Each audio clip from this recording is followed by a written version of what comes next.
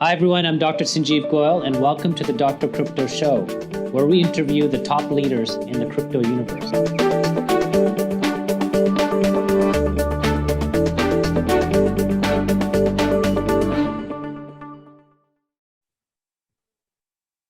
Hi everyone, I'm Dr. Sanjeev Goyal and today I have Mr. Gary Fowler with me for the Dr. Crypto Talk. And welcome Gary, how are you?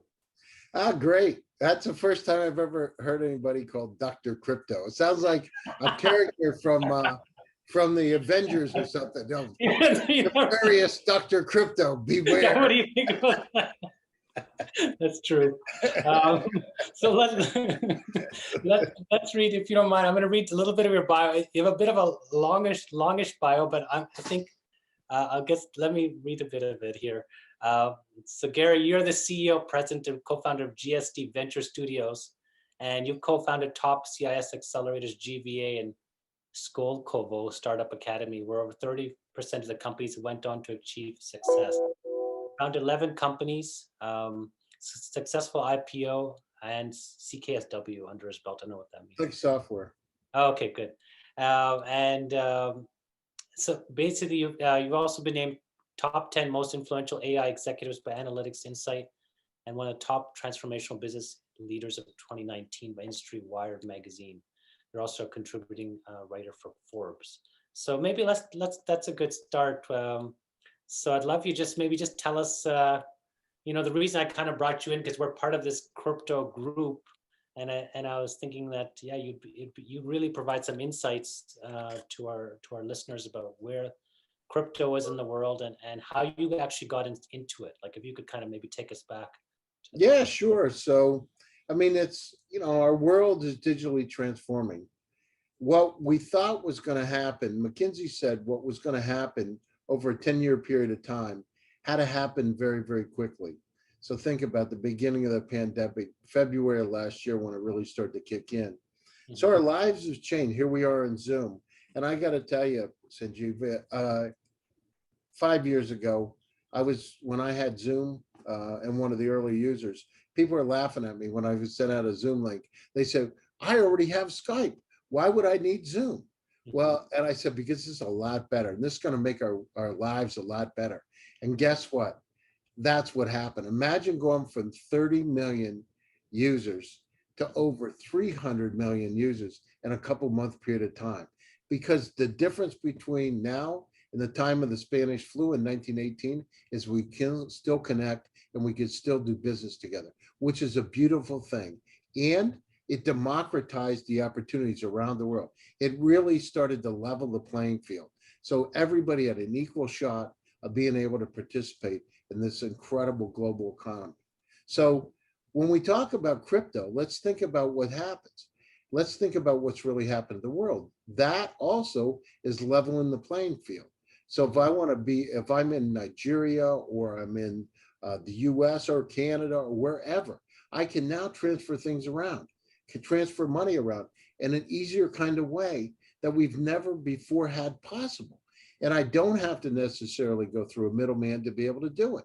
I am fundamentally taking control of my life. So this should have happened a long time ago. And it's incredible that technology has finally gotten to a point where it's really enabled us and nurtured us to be able to do these things. So I have companies in Africa today.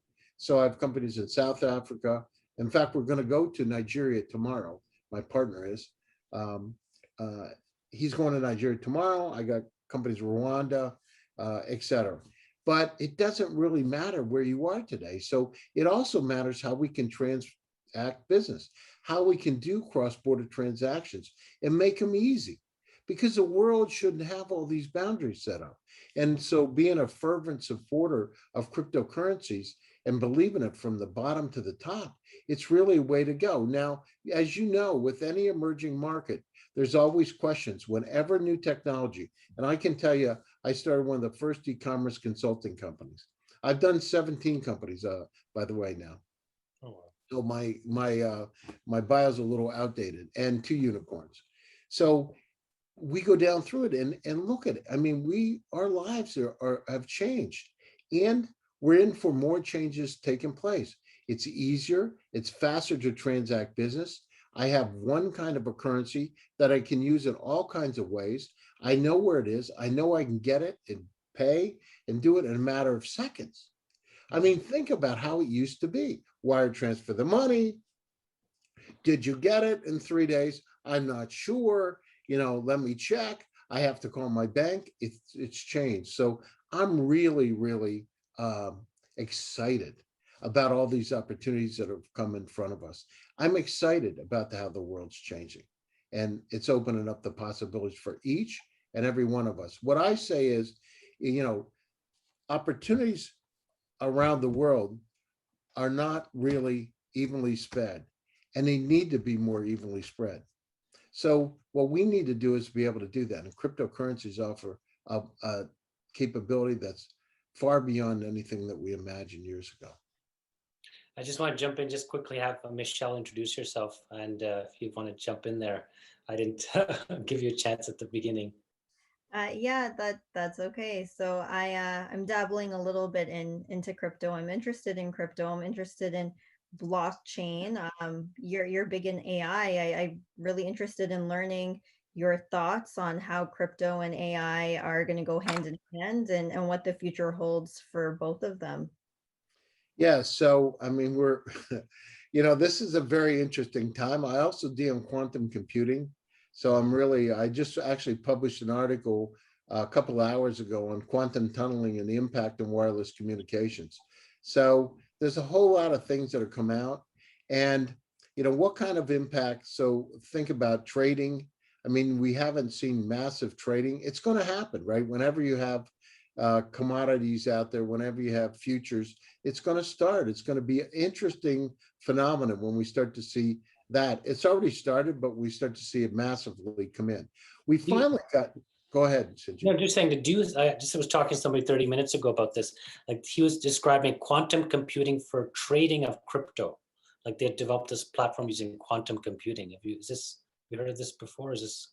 I mean, I know quantum computing. I mean, I'm not sure your viewers understand. I was going to say readers understand how fast a quantum computer. Let me just explain it. And remember, I'm a country boy from Pennsylvania. I grew up on a farm. If it was black and white and had horns, it's a cow. It was real. I'm a simple guy like that. So a quantum computer is 100 million times faster than a supercomputer today. Wow. So to put that in perspective, what would take 10,000 years on a supercomputer takes 200 seconds on a quantum. So that's the kind of power we're talking about. So how many of these quantum computers exist? I'm just curious now. Yeah, so the large companies like Microsoft, Google have quantum computers, IBM. Also, countries have, because there's geopolitical ramifications that let's hope they don't go to the dark side. But now they're quantum computers. I gave you what an average quantum computer would process. Their quantum computers would do what would take 10,000 years in 2 seconds. So we're talking about massive. And then when you take unsupervised artificial intelligence, imagine all kinds of things become vulnerable because you're able to do all kinds of permutations and combinations very, very, very quickly. So, the other side on the crypto side is, how can we protect the crypto, the wallets, et cetera, when you start these massive systems that are coming out? It's one thing to be digitally transformed to go online. It's another thing when you have these massive systems, they're going to be able to basically crack everything. How are we going to do it a bit differently? So there's a new model, actually one of those companies I'm invested in, that does decentralized cybersecurity, which basically quantum proofs it. Those are some of the technologies we're going to have to look at in the very near term, because those quantum, as you just said, right, the quantum is rising. Mm-hmm. So how does it? Let's say with the decentralized net blockchain and that's happening in crypto, do you see that as one big supercomputer? Apart from digital transactions, money transactions, but do you see that it could become more than that, like a one big supercomputer? Well, so you mean in terms of the quantum, or you mean in terms of all the processes? Well, I guess they add, like right now it's just processes, but could they be adding actual, quantum computer right to the blockchain or something. Is that Well, I possible? mean, it's anything's possible because you're talking about unsupervised AI that can actually create things, right? So, what I see is I really see it's about how fast transactions can be done, the speed of the transactions. But then how do we, quantum computers will be used to be able to protect things like crypto networks, things like the blockchain, right? So you're going to have quantum computers. It's going to be interesting. It'll be, in my view, you're going to have like serve and protect your quantum computer. It's going to be like a RoboCop, right? And like a RoboCop that controls everything kind of deal. So what I see is, there is going to be synergy. There's going to be AI and blockchain synergy first, because you're going to need to go down through and really for smart contracts, to be able to use the AI's encryption capabilities that are far better. But then you add quantum. Quantum comes over top of all of it, right? And it changes the domain. So I see more integration at the top, but in order to protect, you need to do decentralized cybersecurity, which is an entirely new way of looking at cybersecurity. In fact, I don't know of anybody else that has it on the market besides SplitByte. It's a new company that's in California. What is, just if you could explain in layman's term, how do you do decentralized cybersecurity? Yeah, so what you're doing is you're going down through and you're taking, so, today there's encryption, right? But a lot of the encryption's done this is not, I mean, we had Enigma. It's been, the methodology has been in existence. I basically encrypt it, but I keep it in one location. The difference is now is we're taking in multiple locations. And so if you have a number 4, when you put it down through the cybersecurity, this type of cybersecurity, decentralized, that 4 changes in shape. So a 4 may become a 1, a 1-4. And in each one of the locations, there's only a piece of it. So you never can figure out what it is, right? It's not like you can put it back together. You can't. You've got to understand the network. So what it does is it really changes the game in terms of our security. We don't think of it like that today. It's not like that. We encrypt stuff. We use passwords. I mean, let me tell you, hackers have no problem, for the most part, of being able to crack into anything they want. That's why the dark web has most people's social security numbers and things, right? It's cracked. So what we need to do is we come up with another way to be able to do it.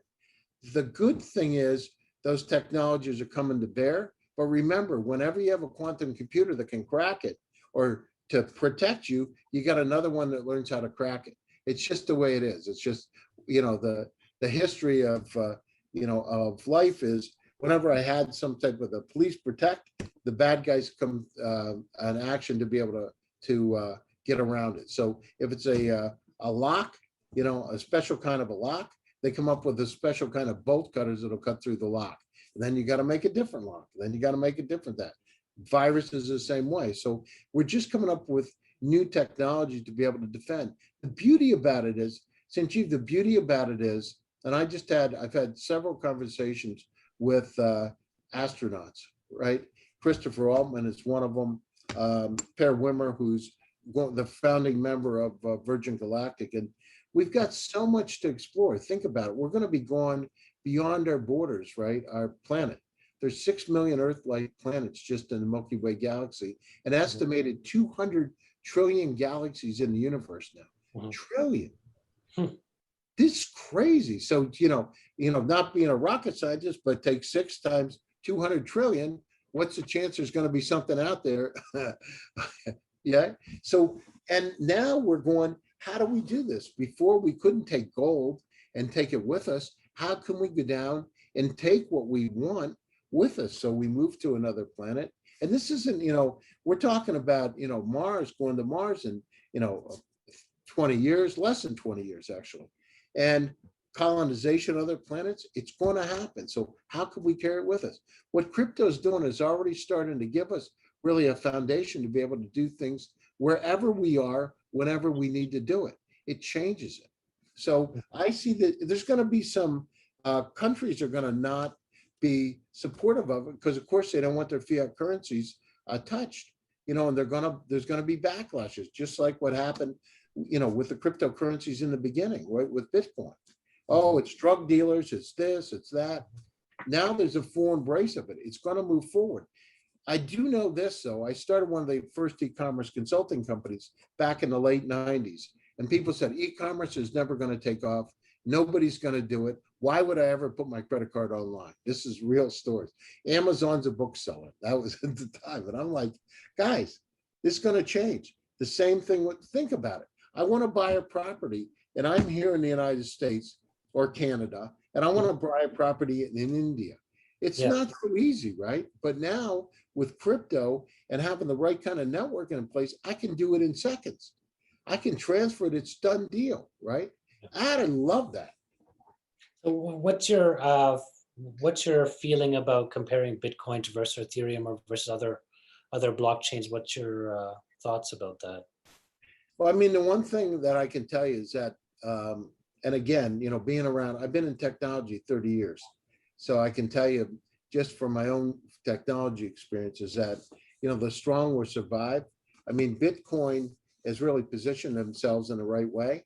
And they've gotten these institutional investors interested in the Bitcoin. They've gotten mayors like the mayor of Miami, where a friend is, as your friend and my friend has invested in. So it's become, when you start seeing politicians embrace it, it's crossed the chasm, right? They understand that it's either do or die. Either I get into it or nothing good's going to happen. Because what they don't want to become is a dinosaur. And by not embracing it right now, think about it. How much wealth has been created, Sanjeev, in the last year, seriously, with Bitcoin and Ethereum? I mean, I know people that made, incredible amounts of money going down through because they invested in this stuff early when people were saying, don't do it. And they said, I'm going to do it, right? In fact, my partner is one of them. And now look at it, it's so different. I mean, you talk to people that say, well, geez, I made $50 million and, and they're carpenters, or, I mean, seriously, right? It changed the game for a lot of people. So it's really interesting paradigm shift. So what do I think? I think the Bitcoin's really well placed. I think Ethereum and Ethereum 2.0 are really, it's interesting. What I'm looking for from my standpoint is who else can be compatible in this network. The challenge is once you get a dominant position like Bitcoin has and now Ethereum, it's hard to displace them. I mean, you can come out all kinds of WYSIWYGs and interesting things, but there's so much ground has been taken. It's hard as hell to catch up. They need a real disruptive technology to really take it over. Like, has to be some major difference. Major. I mean, it's interesting because right across the street from where I am now, we have a Bitcoin ATM. Yeah. And it just came in like 2 weeks ago. And so it's incredible. I mean, these are fantastic times. The thing is, we've crossed the chasm, and now people are starting to embrace it. So the middle of America, the middle of Canada, the middle of the world are understanding, Bitcoins are here, and it's not just an illusion. They're here. It's here to stay. Governments are embracing it. Let's move forward. Yeah, makes sense. Michelle, I don't know if you want to jump in there. I don't want to monopolize. I think my main question was what he thought about the difference between Bitcoin and Ethereum, which one was better. A question I usually like to ask and get people's opinion on is, say by the end of this year, what do you think Bitcoin will reach and what do you think Ethereum will reach? I mean, the thing is, I feel like Nostradamus here. But, I mean, I can only tell you what the friends that I have are telling me.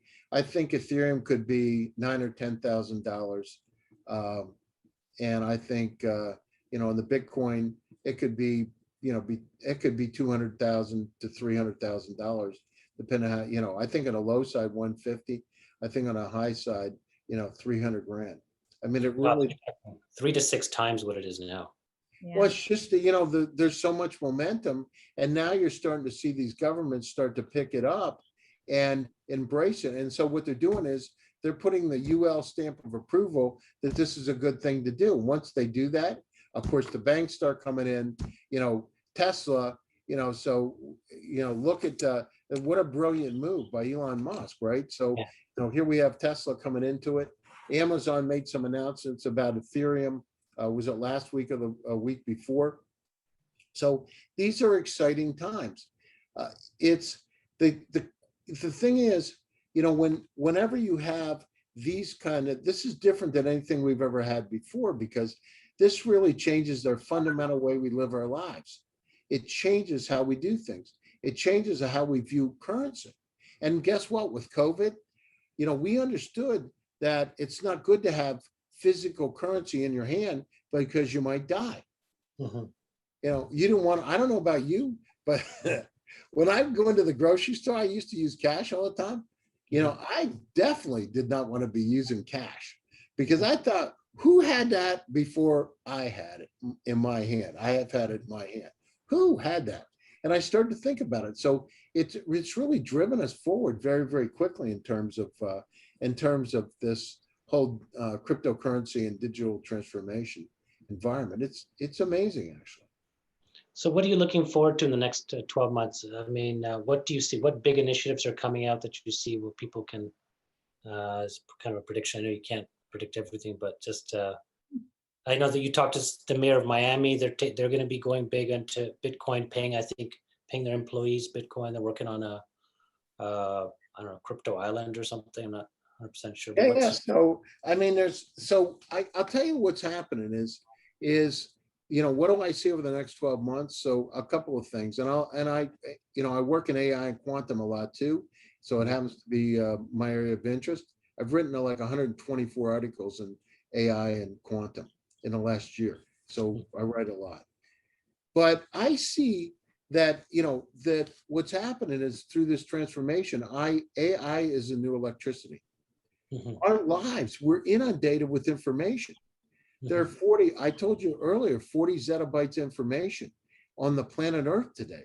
If you took CDs and stacked them one on top of another, it would go back and forth to the moon 29 times. Mm-hmm. That number grows 68% per year. Mm-hmm. Think about it in your own lives, and you're a doctor, right? I don't know what kind of work you do, Michelle, but I mean, think about every week. How many times do you say, somebody says, I sent you a message. Where did you send it? Yeah. I didn't get it. Can you resend it? Right? Isn't it odd? The reason is because we're in a state of infobesity. Each one of you have about 300,000 items within your own personal cloud. Put it in comparison. The entire web in 1996 was only 257,000 websites. You each have more items than the entire web in 1996. That number doubles every year. In 5 years, you will have 10 million items in your personal cloud. How in the world are you going to be able to manage your own lives and your own data? So how is AI going to help that? I'm curious. How do you envision that AI could change that? Absolutely. So the first thing is, in fact, I have it. I have the next 5-year, Morpheus it's called. It's not out. You can't see it. Yeah, Morpheus. My billionaire partners developed it. But technologies that you are using unsupervised AI to be able to create not smart, but intelligent assistants, ones that know what you like, what you do to be able to help you, kind of like a butler on steroids, to be able to help you manage your life like a guardian angel. So help you when you're in your car, it'll go with you and say, listen, be careful, you're a little sleepy, I've checked your vitals, be careful, I've checked the smart pill that's in you, there's some things going on, just calm down a little bit. And it'll be going down, it'll be like a mother, like a nurturing mother on your shoulder, knowing what kind of things that you want and need. And those kind of intelligent assistants will be transportable across multiple parts of our lives. It'll go to work with us. It'll be in the car with us. It'll be on an airplane with us all the time. Then that's happening now. So those intelligent assistants will move from smart to where we get guidance, say, you should try this or do this, to where it starts making the decisions. You're gonna, it'll be to the point where the systems will know, the AI will know so much about you, you'll get stuff delivered to your house before you even know that you need it. Do you think that this is a decentralized AI, or do you think this is one super quantum computer? Well, it's, for now, it's going to be decentralized because of the way that we're set up. But once quantum computers come online, it could change a bit, and there'll be multiple quantum computers. There won't be one. But you remember, they're, like the memory on a quantum computer is on photons. And it's not bits and bytes and 0, 1. It's really looking at qubits and superposition where they can achieve different levels at any one time. That's why they're so fast. So what I see is multiple quantum computers out there, but I also see us living to 150 years old too. So as you know, doctor, I mean, you're more qualified than myself, but that's where it's headed, to live a whole lot longer and a better quality of life. Yeah, I think that this the personal assistant that can help give you recommendations or how to sort out the data, and potentially with your health as well. That would be very helpful, I think. Hopefully. Well, imagine as a doctor, you have your own assistant there that's actually, so imagine something like a Google Glass, but this is like a Google Glass on steroids. So it's looking at the patient, taking temperatures, doing all kinds of things, looking in their eyes, doing these calculations, understand what the medical records were in the past, coming back and say, these are some of the things you might want to take a look at, to just make your job a lot easier than you have today. So those are the kind of things that are coming out, and those are the kind of things that are exciting. Also, genomes, genomics, gene splicing, gene splitting, so we can actually forget about having those diseases. We can actually cut them out. Mm-hmm. That's awesome. Maybe we should, I think maybe ending it off a little bit. What's the biggest thing you want to kind of tell our viewers that they should to take from today? Like what's the piece that's kind of making you super excited? You want them to know? That there's so much positive energy and that each one of us out here can make a dent in the universe and to give. We're working in Africa. Actually, we're going to Nigeria tomorrow. My partner's going over there. I'll be connected via the web. But to be able to make a little dent in the universe, and intellectual capacity is evenly spread around the world, but opportunities are not. What each one of us has to do is to take a little something out of our pocket, out of our mind, to be able to help other folks. And with AI and with cryptocurrencies, we're really leveling the playing field. So let's make it a better place, a better world for everybody, and let's make a dent in the universe. That's awesome. That's so inspiring, and that's why I reached out to you, because I was looking at the work you're doing, and it's really game changing. And I know you also run a podcast show yourself, and you're interviewing so many interesting, great people. So I think you have such a great perspective to share with everyone. So yeah, I have to have you on my podcast show. So I'll reach out and have Zhenya contact you and have you on the show. It'd be great to have you. Thank you. Yeah, it's lots of fun stuff to talk about. Absolutely. All right. Okay. Thank you so much, Gary. I really appreciate it. All right. Thanks, everybody. Thank you very much. Thanks, Michelle. Take care of yourself. So have a great evening, and God bless, and stay safe. All right. Take care. Yep. Bye-bye.